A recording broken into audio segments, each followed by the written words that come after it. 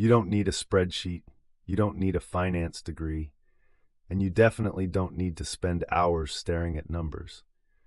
In the next few minutes, I'm going to show you how to build a real, working budget, one that actually fits your life in about 15 minutes flat.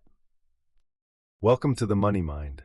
Today we're breaking down how to build a budget from scratch, even if you've never done it before. Here's the thing most people get wrong. They try to track every single dollar across 15 different categories and then give up 2 weeks later. We're not doing that. We're keeping it dead simple.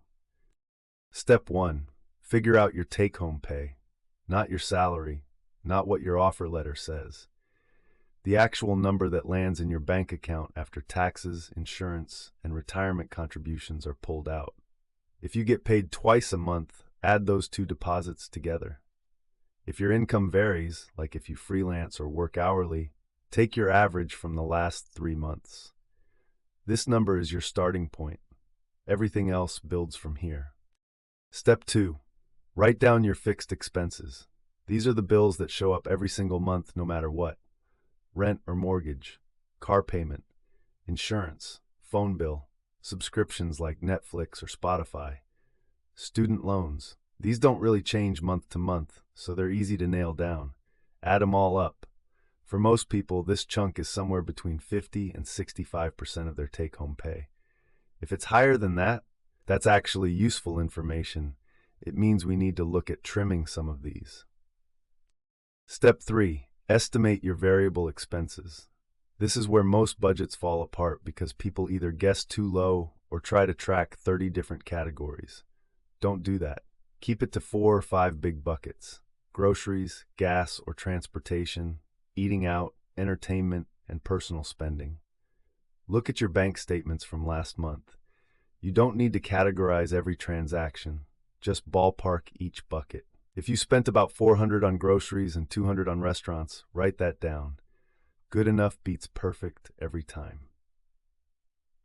Step 4. Decide what to save. This is the part people skip, and it's the part that matters most. Here's a simple rule. Pay yourself first. Before you spend on anything flexible, set aside something for savings. If you can do 20% of your take-home, amazing. But honestly, even $50 a month is a win if that's where you're starting. The point isn't the amount, it's the habit.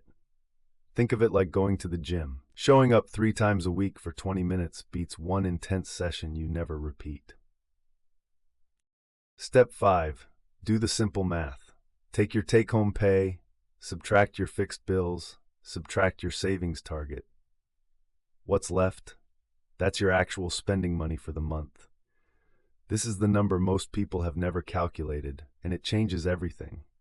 If you make $4,000 after taxes, your bills are $2,200, and you save $200, you've got $1,600 for everything else.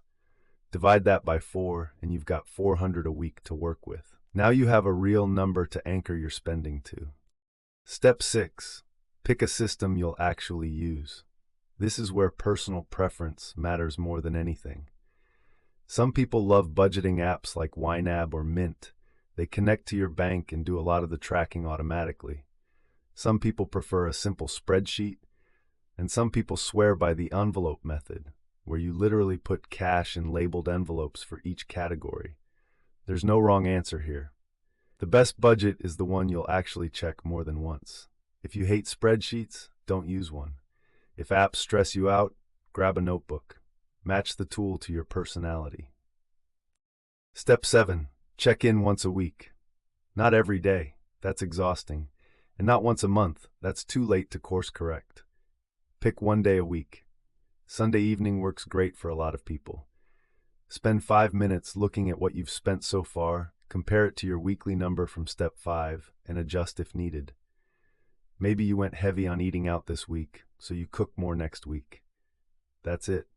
5 minutes. This tiny habit is the difference between people who budget successfully and people who make a budget once and forget about it.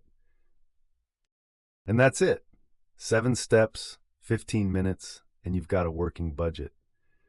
Remember, it doesn't have to be perfect. It just has to exist. You can always refine it next month. The hardest part is starting, and you just did that. If you found this helpful, hit subscribe and check out our other videos on saving money and getting out of debt. I'm the Money Mind. Let's keep building.